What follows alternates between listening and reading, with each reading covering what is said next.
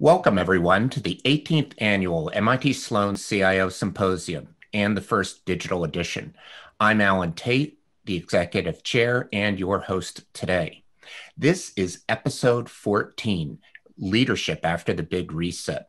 Now, we won't be taking live questions today, but you can still use chat to communicate with each other during the conversation. And if you use social media, use hashtag MITCIO. Also, you can join the discussion. You can post in the 2021 Symposium program under the topic Closing and Town Hall. And now I have the pleasure of introducing our guest, Doug McCollough. He is the Chief Information Officer for the City of Dublin in Ohio. He is also a TEDx speaker, an innovator, and a change agent. Please join me in welcoming Doug McCollough. Hi, Doug. Hello, how are you? I'm doing well. How are you? I am also doing well. It is warming up and it's a great day, and I appreciate being here. Yeah, so I just want to say that I am really excited to have a CIO join the symposium who brings a public sector perspective, which I think is a unique perspective. We've had a lot of CIOs from industry, so you're really going to add something, I think, to our conversation. But I want to start out by taking you back in time. You went to a place called Berkeley, and I understand that you were interested in jazz composition. And I'm just, my son is also a music major. He just graduated from UMass. And so I'm always curious about that. What instrument did you play and how did you get into music? Yeah, so music was my first love. It was what I thought I was good at. It was what I thought I would do for the rest of my life. It was what I understood. Like a lot of people, I felt that STEM, which we didn't call it STEM at the time, were things that I wasn't good at. I was not right there. I was an artist. I managed to get into Berklee College of Music through doing some composition, and an alumni said, "Hey, you should be going to Berklee." I majored in jazz composition. My principal instrument at Berklee was voice. So I'm a trained vocalist, which has, believe it or not, served me incredibly well as a CIO and a C-suite executive. And my secondary instrument was piano. I did jazz arranging and those kinds of things. And the music career was not to be my permanent life. It was awesome learning how to be an artist. I think a lot of people come into technology from some other field or some other discipline. I really recommend that. I hope that people are not just technology. You need something else in your life that informs your understanding of what we do in technology. So that was the beginning of my life. And I will tell you, being a trained vocalist and arranger of an improvisational art form has helped me work with technology teams and has helped me present, has helped me probably in my TEDx talk be able to stand on stage, which is something a lot of CIOs are not comfortable doing. Well, so a couple of things to say about that. First of all, your background really resonates with me because my son's primary instrument was also voice and his secondary was also piano. And so that's really great. But the other thing is what you say also resonates because we've talked a lot about during the symposium about the CIOs becoming a chief storyteller. And maybe your background in music and the arts has helped you be a storyteller. Yeah, I can't recommend the arts more for people, especially technical people, science people, people who have that kind of hard science imperative. It has been great for me, and it has made me stand out and be unique as a CIO. And people say, we need someone to do this. Doug, how do you do it? Well, when you have training as a vocalist, at some point you've had to stand with a big light in your face and sing in front of other people. And that's a really scary thing to do. When you've gotten past that fear, you can talk in the boardroom, you can talk before a technical team, you can break down really complex subjects. And I want to say my jazz background makes it possible for me to have a perspective of how to get a group to harmonize and to perform together while all of them are also improvising. And being individual musicians and artists in their own right. It's a very unique art form, and I'm thankful that it's a part of my life. Yeah, it sounds like a little bit of early agile training. I'm just curious, was there a particular event that kind of shifted you into technology, or was it just sort of a natural evolution? I wouldn't say it was completely natural. I had two kids, and I had a musician's income, which is, by the way, not that great all the time. And I had to make some decisions about the longer term of my life, and I wanted to explore what options were out there. I was talking to somebody about this recently.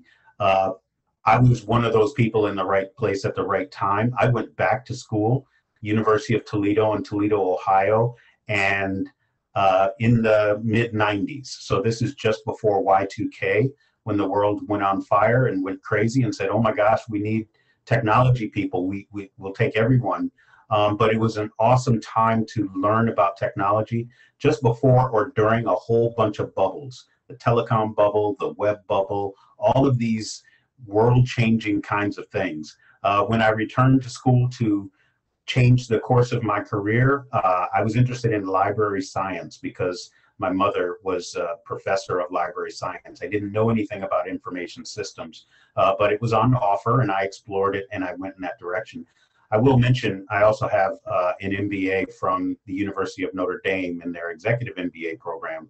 So by way of unicorns, I am a technology professional, both of whose technology degrees come from a college of business. I've worked in the telecommunications sector, and then now I work in public sector in government. And so that's rather unique, and it's given me a perspective on technology that some of my peers in computer science, pure computer science and engineering, have a different outlook. And so that informs a lot of my direction. Interesting. Well, at this point, I want to talk a little bit about you being a CIO with the city of Dublin. Now, we've had a lot of CIOs join us at the symposium. All of them have talked about how they have had to handle COVID, how they've had to pivot.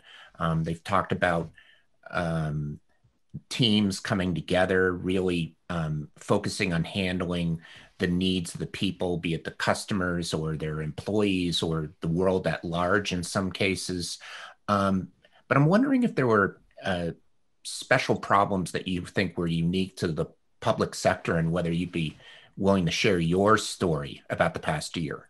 Yeah, I believe so. And I think we all can agree that an existential threat can clarify things. It can bring teams together. It can help you prioritize.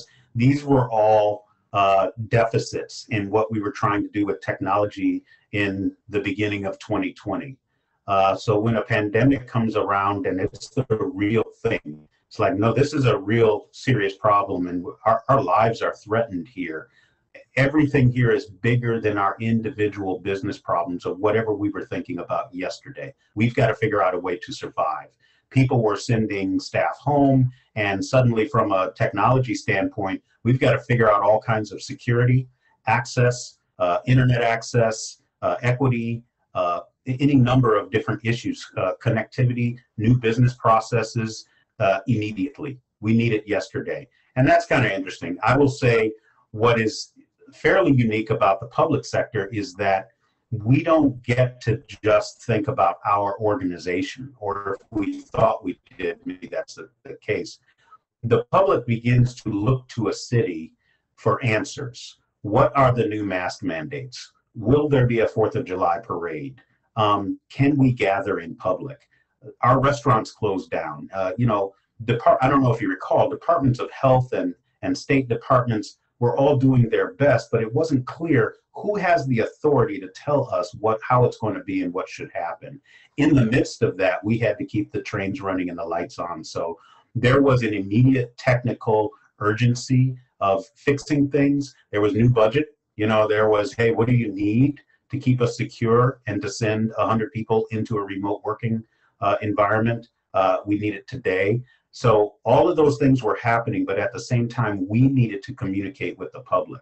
And I think that's a slight difference from maybe a manufacturer or a biotech firm who has to figure out how to keep their enterprise running, but they don't have to figure out how to keep the community running, how to keep people from panicking. And just by way of continuing the conversation, last year we had a pandemic, and then we had the George Floyd situation. We had a lot of political unrest, uncertainty, scary moments. As a city, we are a part of all of those conversations, and the technology function is critical to making sure that none of that falls down, including what's outside of our individual enterprise.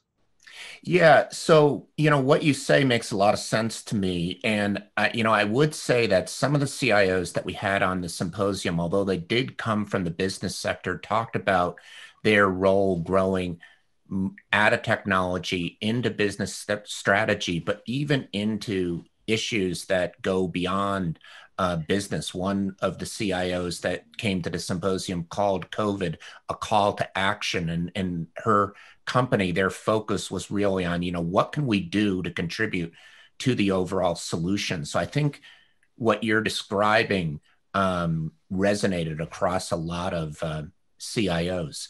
I'm wondering, as we're kind of coming out of COVID, do you see a silver lining with respect to, this accelerated change caused by COVID, but also other factors that you mentioned? Yeah, I do because number one, I'm an optimist, and number two, I'm kind of a futurist. So this is an exciting time for futurists who had been shouting in the wilderness about this is coming, new data, new privacy concerns, new security concerns, new internet access, new connectivity concerns, new business models. It's all coming, but it was always 5 years away. It was 10 years away. And we shrunk 10 years down into 10 months, not our organization, but just the experience of our world. And now we've managed to leap ahead into at least into our situation. And so that is exciting, terrifyingly exciting, but it's exciting to say, we needed to do something about universal connectivity before now. But now we're in real trouble, and significant advances are being made. Budgets are being changed. Actions are being taken. Fiber is being installed. Satellite internet access is being accelerated. And so there's a lot of interesting things that are happening. We thought that working from home would be the future, but we didn't know it would be the future in like 90 days. And now it's a reality. And even as people begin working from offices again, working from home and working remotely is not going to go away. And that has a lot of impact on cities, some of which is good in terms of opportunities, only if we change fast enough. And I fear that as a public sector kind of institution, we don't change that fast. And even though we've accelerated, dealing with an entirely new economic activity is a real problem for us. I'll give you two examples. One of them is the electrification of the vehicle fleet. Governments are dependent on the gas tax for road budget. That allows us to update and maintain our infrastructure. That's a scary thing now. How are we going to do that? And the other thing is municipalities, at least in Ohio, tax people on the basis of their labor. People drive into the city of Dublin, they go into a nice office space, and they leave the city of Dublin. We tax them for being here. If they no longer come here, we need a different way of funding our infrastructure and our services. And so those are opportunities, but they are also really scary things for us. Yeah. So I actually do have some questions about, the future of cities, and I want to get to that, but I just want to hone in on one thing you said first, and you brought up cybersecurity a couple of times. One of the things that's been brought up as we talk about cybersecurity, because this has come up over and over as a problem that people have faced as employees have gone home and people are working on different devices, and CIOs are scrambling to make sure that it's secure.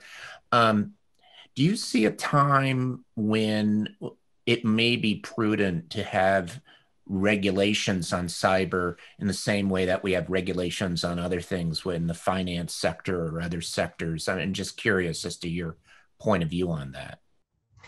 As a government person, I am sensitive to certain words, and regulation is one of those words.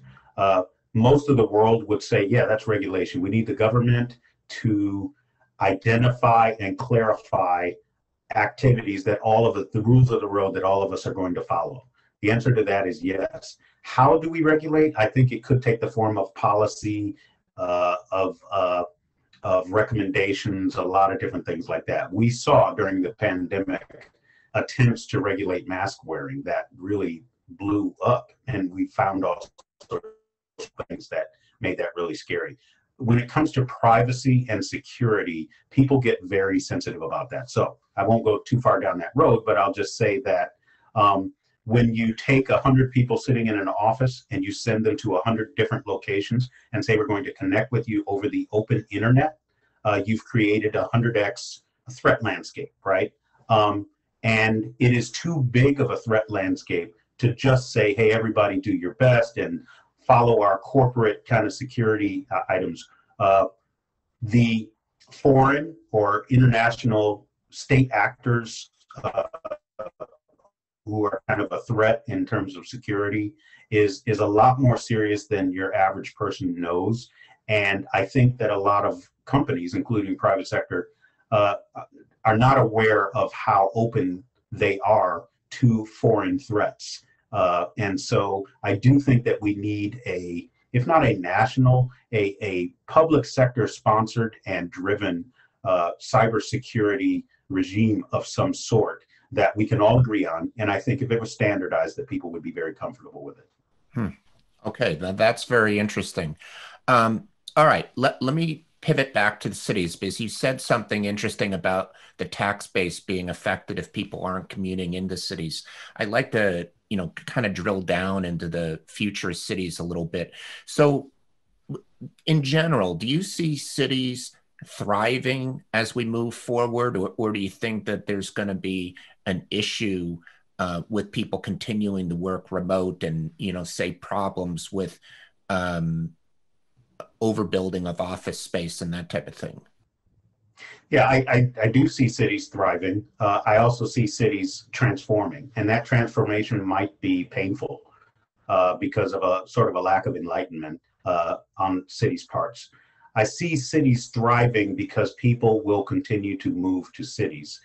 Urban environments are going to thrive because as a human species, that's what we want. We want connection. We are social. Our businesses and our enterprises and those things have a huge opportunity to innovate and do those kinds of things. And I just think that we're going to do that together, clustered together in big cities. And if you're an environmentalist or you're looking at the negatives to that, there are a lot of negatives to that, sure.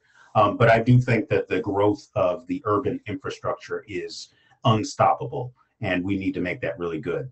When you talk about or think about the overbuilding of standard office space, I believe that cities look at that as space is space, and good space can be used for a lot of things. In the city of Dublin, our public school system took over a Class A office building and created a new campus in an effort to not have to create another high school, because again, we have this population explosion, certainly in Ohio.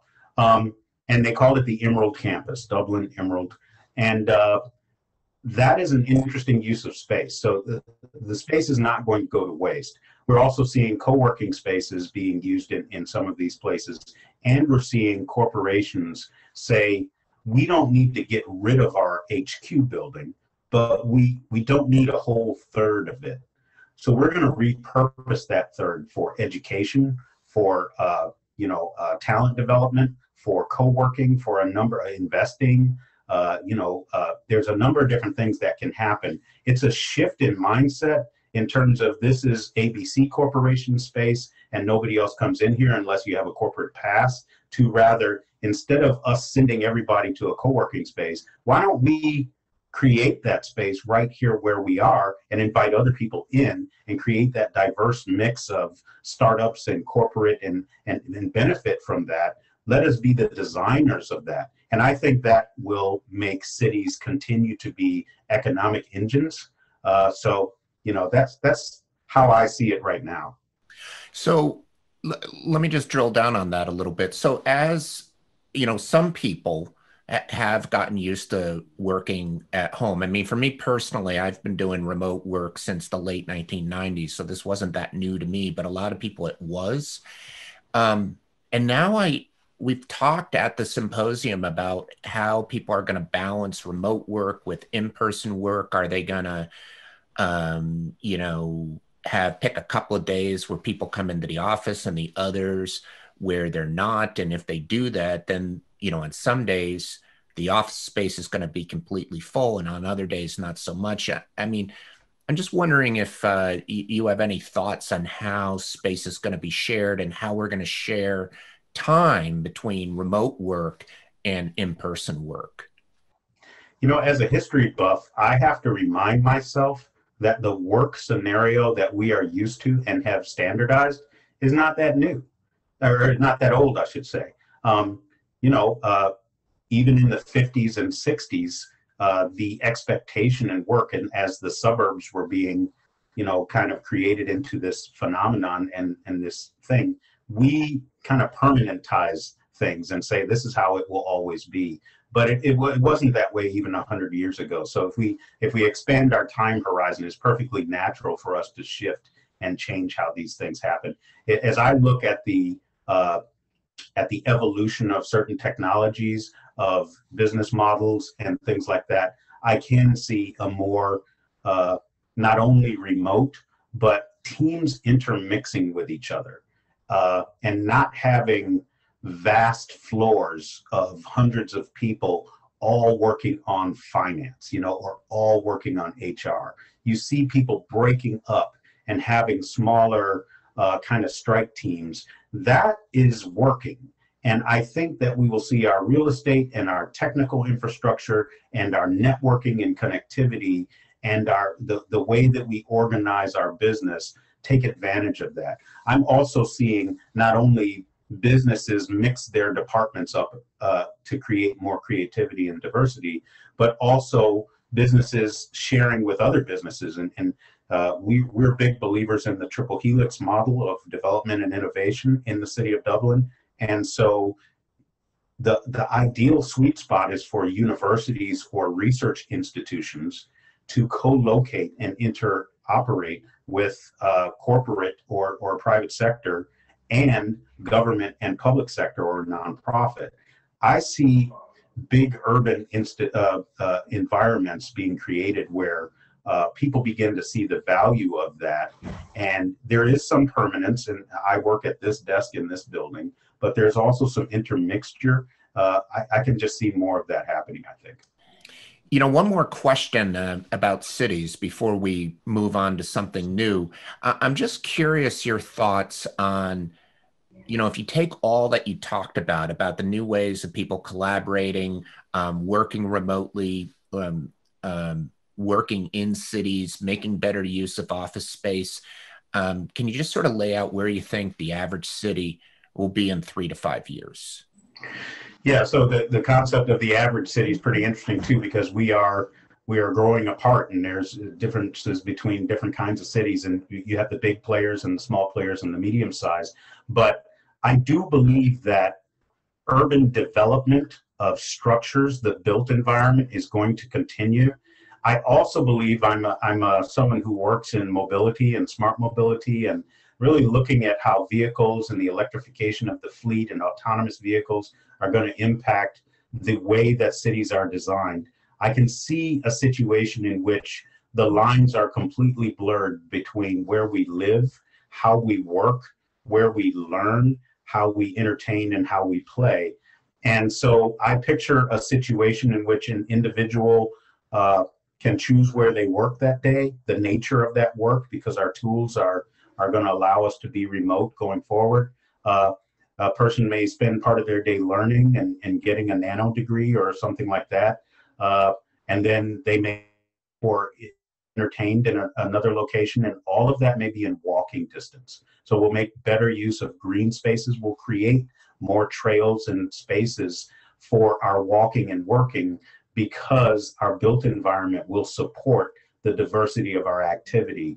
I see cities doing that. We then won't have the same design pressure to create a business district where all the Class A office space is and all the people drive to, and an entertainment district and a housing or that kind of a district. So I think we will mix those things together much more, and cities will be responsible for services and maintaining that infrastructure so that people are very happy with where they live and work. Okay, so that is very interesting. And now I want to pivot to your TED Talk. Now, for the audience, I just want to say, if you haven't watched it, Doug did a TED Talk called Your Data is Your Voice. And I want to start by asking you, what inspired you to do this talk? You know, Allan, you're the first person to ask me about that. And anybody who's done a TEDx talk may know that, they allow you to develop a process of what is your real core message. And what I realized is, as a technology professional and a public sector person, I talk to and work with a lot of people who fear the government and fear how their data is being used, and their response can be like a turtle to tuck into their shell and say, well, I'm not going to use this stuff, and you just be very private. And that in some senses is appropriate. We should be skeptical, we should be concerned, and we should educate ourselves about how to maintain our data privacy. But we're entering into a world in which your data allows our machines, certainly artificial intelligence and a lot of different things, to create a custom environment for you.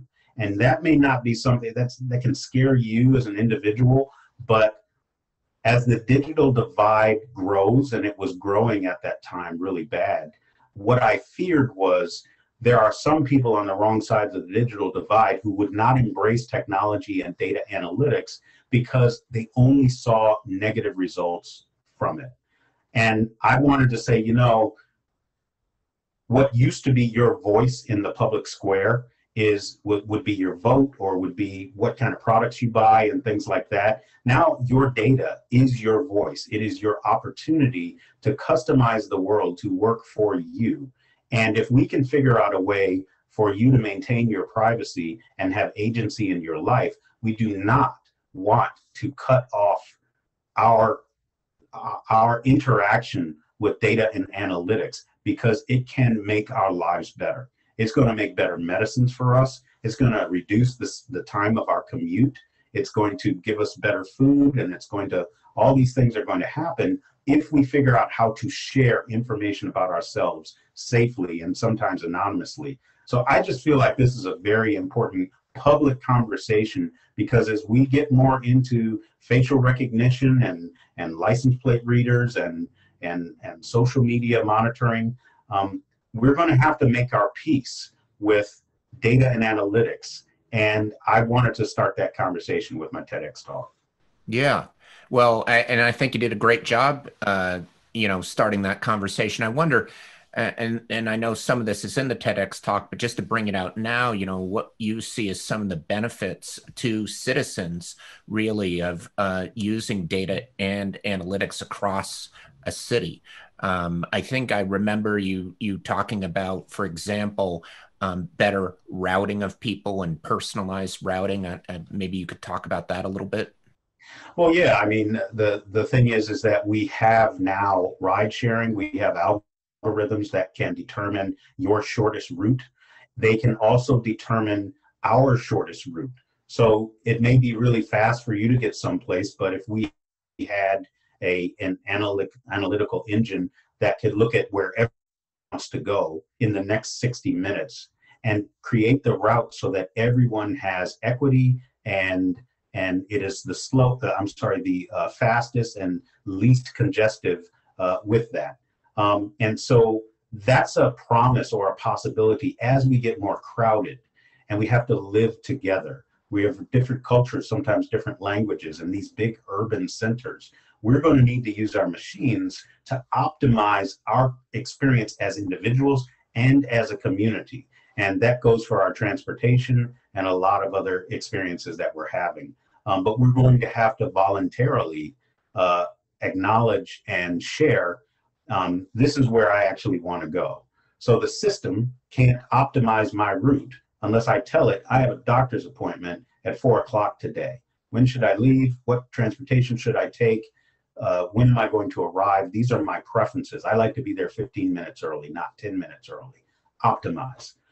That's going to make life great for us if we figure it out. Yeah, and if I remember your TED talk correctly, you want the algorithms to also remember that you have a peanut allergy. Did I get that right? Or yeah, my daughter has a life-threatening peanut allergy, and that's personal information. Our knee-jerk reaction is not going to share medical information with you. But when I go to a restaurant, I want it automatically to know that my daughter has a peanut allergy. I do not want peanuts around her. Technically, if you think about the technology, that's pretty simple. That's 2 lines of code. But societally, it is complex. We need to not expect our technology function in society to fix all of this for us. We have to have a conversation about data in order to optimize, including life-saving kinds of situations, our activities. yeah, it's interesting. It turns out that MIT Technology Review, their latest issue, just before you and I had this conversation, was about smarter cities. And so I thought, oh, wow, they must know that we're about to talk about that. So I read the article in preparation for talking to you. And one of the things that struck me was the use of sensors and IoT. They had an example where it was very expensive to fix the sewer system. And they were able to use sensors in order to build a better control system and mitigate a majority of the problem of, the wrong flow going into the sea instead of going into the post-processing plant, and saved a lot of money. And I'm just wondering if there's other examples of where sensors, IoT, and data can be used to extend the life or better use infrastructure in general. Yeah, I have a similar. These things can just sort of float past you without you paying a lot of attention to it because it's not sexy. It's not even that interesting, but it's fascinating.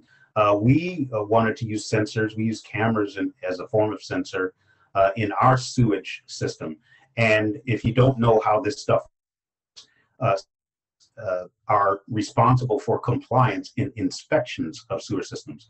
If a pipe is going to burst, it's going to give you a long time ago in terms of how safe is that pipe, and that it begins to weaken. And that's why we inspect. We look for areas in which, you can see heat, or you can see wear, or you can see moisture. And the traditional way of doing that is somebody had to climb into these systems, crawl along, and inspect them with the naked eye and a flashlight. And so many cities have been out of compliance with that. We figured out how to put sensors in these places, and we in the city of Dublin did the same thing. First of all, it's an enormous savings for the labor that it took. Second of all, it is safer, rather than having humans in very precarious environments. And then third of all, it keeps you in compliance and it's safer for the public. We need to do much, much more of that. And I think a lot of people don't know how much inspection and construction and work goes into the telephone poles and the sewer grates and all, so that when you drive your car over, it doesn't ruin. There are people working on those things. We need machines to be working on those things. There's no value add to the people doing it. Yeah.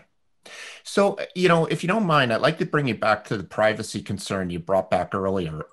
I believe that in your TED talk, you talked about, well, if you ask people if they want better cell service, they're going to say yes. And then you showed a picture of a cell tower and, well, do you want that in your neighborhood? And so there was this message about measuring people's behavior in order to understand how to bring them better services. But as you've pointed out a couple of times already, it brings out fear of privacy. And I just want to Can you just go into that in a little bit more depth in terms of how we would put people's minds at ease about, using the data and coming to terms with the trade-off that we're making in terms of benefits versus privacy? Yeah, I think people need to get closer to their own reality. We all have a self-perception of this is what I believe. I think we've seen from social analytics that it can pretty accurately nail where you really are, and if you admit those things. And several years ago, there was a very famous example of Target, I think it was, that had determined that a young woman in someone's household was pregnant. And the father in the household was very upset about it. Like, no, there's no one pregnant in this household. And the analytics had really shown that. And that was a case where showed too early the power that, you can do that. Social media to determine sexual, political affiliation, all sorts of stuff, even if you didn't tell it that. What my question is should we do that? Should we use that information? Now, on one hand, no, that's creepy and it's really terrifying. But on the other hand, peanut allergy, including one that I might not know about, I certainly want the machines to begin to, I just want to walk down the street and I want the world to conform around me. And the person walking behind me, I want it to conform around them too. So we have this customization opportunity, and the thing to do is for us to have a conversation about what we want, as opposed to trying to build technology that does it. Because we built the technology first and it was creepy and scary. We need to have the conversation about customization, privacy, and agency. And I mentioned one other thing about that. When I say agency, is that I should be able to have a bot or an agent, a digital agent that says when you can use my identity and when you cannot. And I should get of you using my identity, and that should be automated. So, I mean, that's kind of where I'm going with that. Yeah, so since we're talking about data, and I noticed that you actually do other jobs besides being the CIO for the city of Dublin. You're also on this Mid-Ohio Regional Planning Commission. And just how did you get involved, and what did they do, and how do you say that acronym? You say it MORPSI, and it's a regional planning commission, and they're very active. And I'm a person who kind of volunteers for that as a quasi-governmental public sector kind of institution. They operate by having a small staff, and then all of their member localities volunteer and sit on committees and work groups and help build a centralized kind of library of resources that all of us then get to benefit from. And one of the ways that I come to that is, the city of Dublin hired a CIO, slight difference from an IT director. A CIO has a different view and vision of things, and they released me to talk and advocate and open conversations about data and smart city and smart mobility and broadband and blockchain and all of these things. And as a part of that conversation, you get invited into other conversations. And so that has worked out really well for the city of Dublin. But I must say, many cities do not hire CIOs. They hire IT, and they don't include them in the larger economic development and benefits to the city. So MORPSI created a regional data advisory council in order to answer questions that we as cities are on our own. And cities struggle with this kind of stuff. But then, with a MORPSI, you have a county, a big county, you have the city, you have the state, and they're able to convene these things and say, what does the data picture look like for all of us? What kind of standards should we be looking at? Are our people trained well? Do we have the skills necessary? Are we budgeting properly in order to address this kind of thing? Only a regional council can do that kind of thing. And they asked for my voice to be a part of that. And I enthusiastically joined the work and councils and subcommittees that they convene so that the city of Dublin can have a voice on that, but quite frankly, also so that there's more diversity there. And I want to be in the room. I want to hear about what the region, I want to influence those things. And that has worked out great for me. Yeah. So, I looked at the briefs from Morphe, and one stood out to me, and this was about technology and broadband access. And it stood out to me because it was brought up in episode number one. We interviewed Elizabeth Reynolds, who was one of the people who worked on the MIT task force's Work of the Future report. And now, actually, she's going to be an advisor to President Biden. So she's doing good things all around. But she brought up this broadband access as a real issue that needs to be worked on. But when I went to your website and read your brief, I really got a very thorough picture of just how large and complicated an issue it was. Let me put it this way, I got a much better appreciation for the issue. And I just wonder if you could talk a little bit about the digital divide that's described there.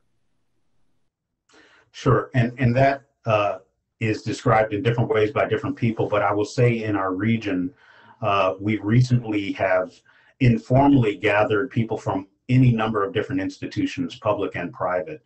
It actually our library system convened conversations with all sorts of people. Since that time, that was a year ago, it has manifested into what we are calling the Franklin County Digital Equity Coalition. And it includes a library system, the K through 12 public school system, the city, Smart Columbus, the city of Dublin, other cities, some private sectors, some telecommunications people, just having conversations, and the National Digital Inclusion Alliance, just any number of different things to define this thing. And COVID has helped with that. It said, all right, we sent school children home, and we found out, and we sent people, workers home, and we found out that the divide and the inequity is actually going to really hurt all of us in terms of our economy. We must fix this now. And I think that's where you get private sector companies saying, yeah, we're in, our customers can't reach us, companies are closing down, we're in. What is it going to take? So what we have learned is that the digital divide is not only access, but it's affordability, and it's also usability. The digital navigation and digital life skills that are missing from some of these environments is the deficit. So what we have is cable and fiber and broadband in an area, and people not able to afford it, don't have devices to use it with, don't know how to use it, don't know how to engage with companies that are offering it and the discounts. All of those things contribute an enormous part of the economy and the community not having access to what many of us consider just perfectly normal. You get up in the morning and you turn on the internet and you just use it on your laptop. No, that is not the case for a huge amount of people. So that is the divide as we're seeing. I realize I've really oversimplified it, but it comes down to, first of all, is the infrastructure there? Second of all, is the service there? Third of all, do people have the ability to use it? Fourth of all, can they afford it? Fifth of all, do they know? Do they understand? Those are all problems that have to be worked in a coordinated, comprehensive way, and it takes actually all of us to do, which is why I believe that CIOs and leaders in the digital space need to be a part of that business. It's not just the cool technology, it's how is it applied to benefit and make functional our environment. Yeah, well, so what you're saying is really, I think you're taking some things that we talked about at the symposium and now expanding them and making the issue really crystallized. So we talked about digital savviness on how the CIO interacts with the board of directors and the CEO, that trifecta that has to happen, and how they have to have digital savviness in order to go forward. We had other CIOs talk about the need to do ongoing training, that tech savviness is not just the problem of IT, but it's a problem of the whole workforce. The whole workforce has to be trained in digital and understand digital in order to create this culture of digital. And now you're saying that, well, actually, it's even a bigger problem, because there's the physical devices and broadband that we need to get across to people so that they can get in and use the digital, but also there's that digital literacy that we have to start from the ground up in order to train the workforce. And if we make these people have the access to the digital from the beginning, the broadband access, the knowledge of how to use it, the pool of workers, it seems to me, really expands for everybody. And that's good for businesses. It's good for the workers. It seems to be good for everyone. I mean, that's the way I read it when I went through your reports. Yeah, that's right. I think every institution, whether it be the enterprise, the government, higher education, K through 12, everyone needs a functioning society. And you think about being a government. If we don't have roads, it doesn't work for anybody. So we build infrastructure that allows trucks, delivery trucks, buses, cars, everybody uses the roads, and we create that. What is invisible to many of us is that there are people, when you talk about the internet or the digital world, who don't have roads. They don't have electricity and phone systems. Now, obviously, a lot of them have phones and things like that, but I'm using that as an example to say that there's large amounts, big neighborhoods that do not have what we assume they have. And with this, you don't have customers, you don't have students, you don't have workers, you don't have talent, and the demand for that talent and those resources is growing. Even though we're experiencing people losing their jobs and being displaced, demand is actually, I think, going up. It's just changing and shifting. And we say, well, we can train those people or we can get access to them. We'll just use the internet. Well, if you have big sections that are not internet ready, then you're not going to be able to use these tools in the way you think you are. So we got to come together for sure. Yeah, huge problem. So that's a fascinating topic, and I really think that it's going to continue to be something that we all need to work on. And I hope that you, as well as Elizabeth, both have luck in solving that problem. So, as if you're not busy enough, my understanding is you also just started this new company, I think, or nonprofit, you can tell me, called Colorcoded Labs. This is your most recent adventure. Can you tell us the story here? Absolutely. Colorcoded Labs is a tech ed, upskill, reskill, skill boot camp for technology skills. It's a hot sector. And as you can tell from some of what I've been talking about, I speak this topic a lot, both the technology workforce, the talent pool that we need in order for a city to thrive, but then also diversity within that talent pool. Both of those things are incredibly important. I've been talking to a lot of companies and governments and universities about how desperate everybody is for tech talent. And we've been having a conversation of how that tech talent, the little that we are getting, is not diverse enough. So myself and 3 co-founders have founded Colorcoded Labs to target Black and brown communities, historically marginalized and underserved communities, to try and get talent from people who are in other types of careers into technology. Our first cohort is a 16-week boot camp, full stack software development based on the JavaScript language, but we expect other languages and other curriculum be a part of it. But it is an answer to, sometimes talking about something just isn't going to get the job done. And I've reached a point where I needed to roll up my sleeves. And I must say to the CIO community, we are extremely well equipped to run businesses. We've been doing that. So I think the future of the CIO includes running enterprises as a CEO. And I think we've been thinking about that transition from CIO to CEO. I felt like I was at the right point in my career, especially being in now a contract position with the city of Dublin. So I am the CIO of the city of Dublin, but I can engage in other things. And it's time for me to put my money where my mouth is and do talent development and fix this talent pool so that we have a more reliable source of talent for our technology community, but then also a more diverse source of that so that leaders, supervisors, managers, and eventually board members are just more diverse because you have more access to talent coming through. Yeah. So, a specific question first. So you talked about coding. You have any thoughts? I know this is a fairly early venture for you, but expanding your curriculum to maybe data analytics or machine learning or maybe agile development processes, things like that. I'm just curious.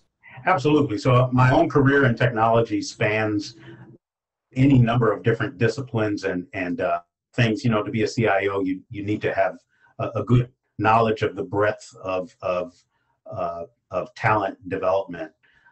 Coding is a good foundation, and if you find an underserved community that doesn't have good STEM education that's been happening there for 10, 15, 20 years, and you don't have a lot of coders in that neighborhood, software development, software languages are a good foundational skill set in the next things that you may do. Data analytics, UI, UX,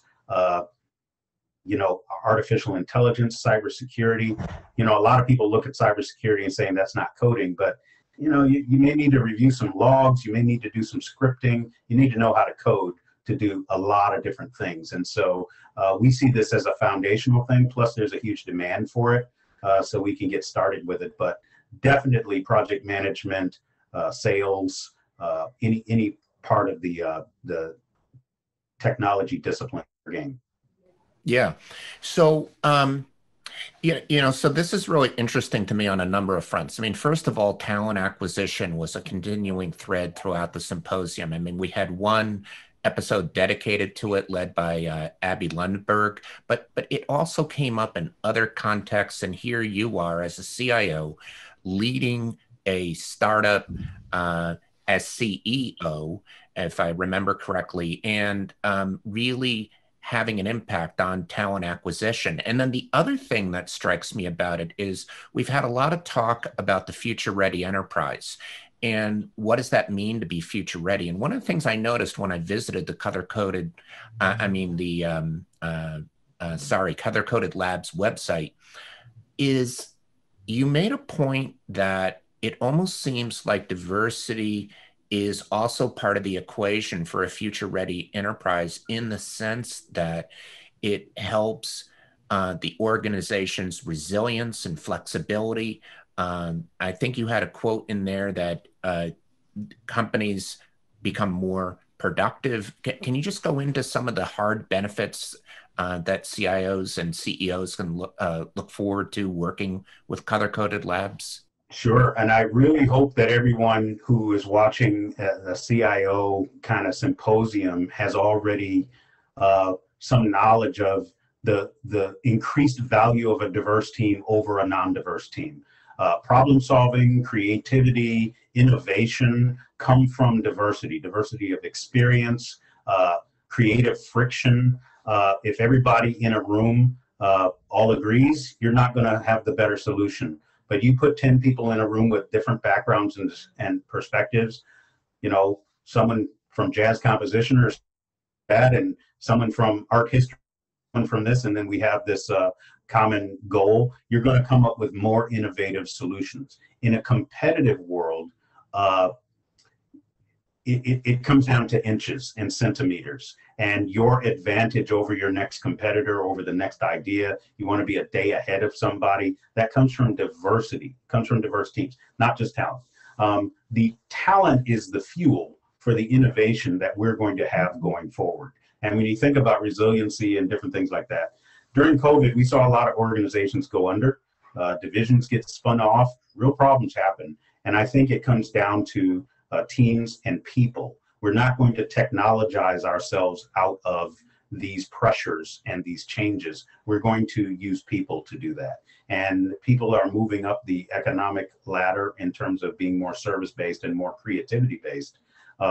So we believe that becoming a supplier of talent and of people is going to be a big winner for the future.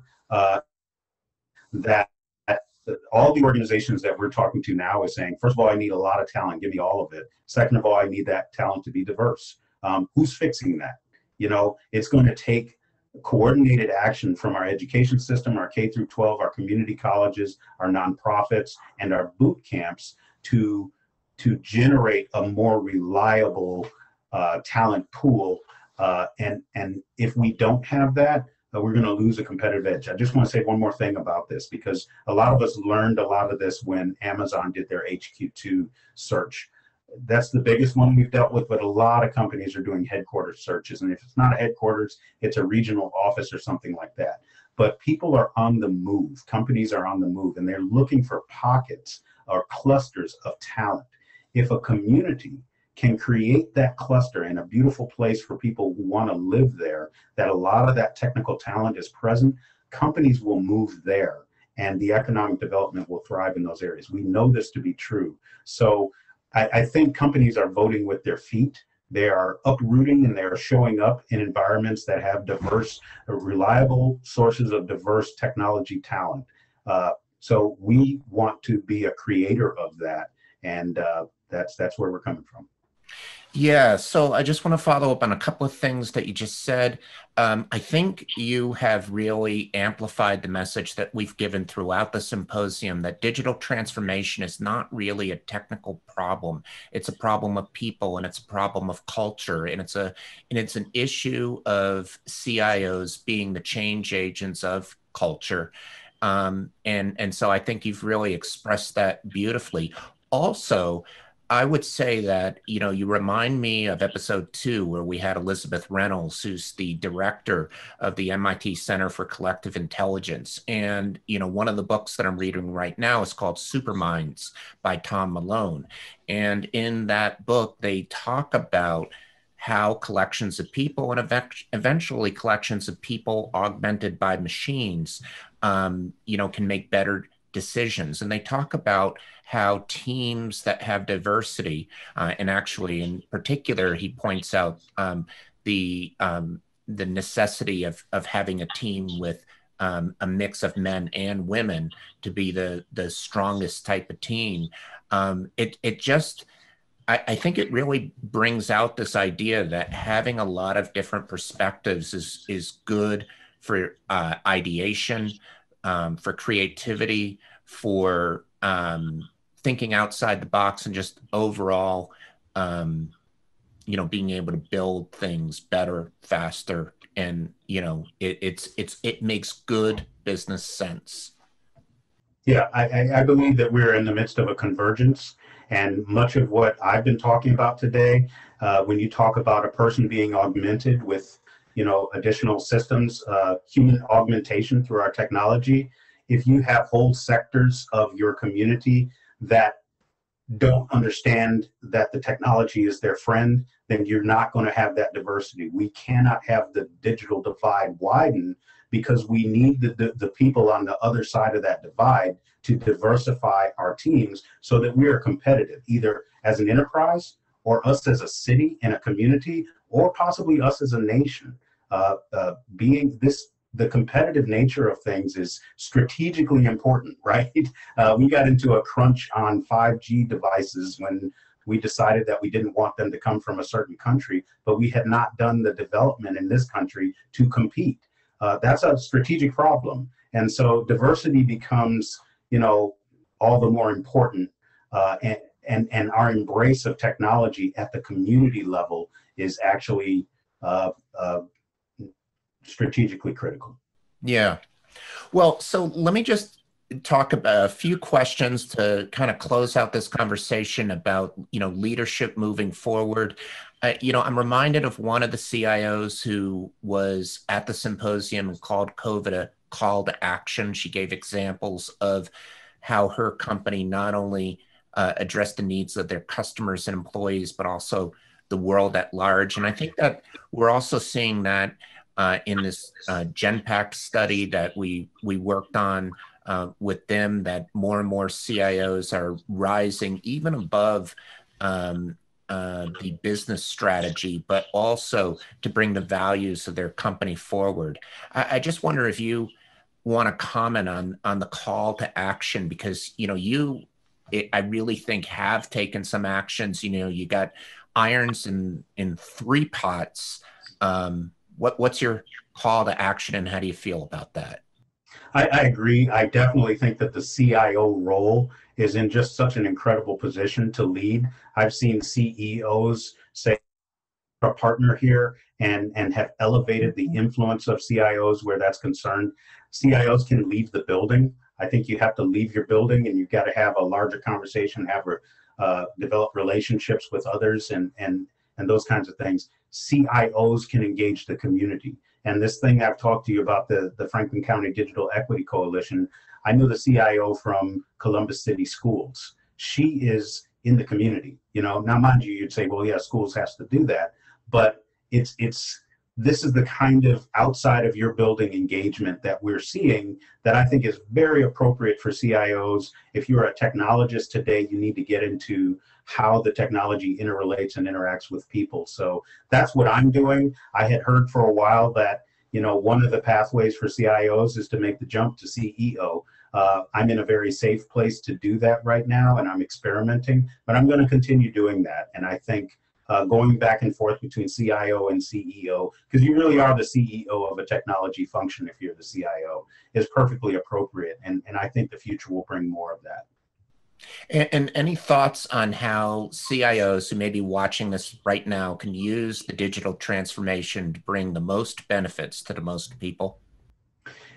Yeah, I think CIOs need to raise their voice a bit more and be radically creative in terms of talking about this. There are some stigmas that come along with the technical guy, and usually it is the guy who's spouting off ridiculous concepts of AI and blockchain, and that's pretty interesting. And if I get bored, I'll ask you to talk for a while, but not really taken seriously about engaging in some of these things. And I do think that COVID did that. It brought the CIO back to the table on a larger enterprise strategy questions. But I think as you get scooted back from the table a little bit, we need to raise our voices and be kind of wild-eyed and as an advocate for some of these things. I'm guilty of laying back a little bit because I don't want to fight and argue over technical shifts and transformations that I can see coming and you can't see coming. So, let's just wait. I can be patient,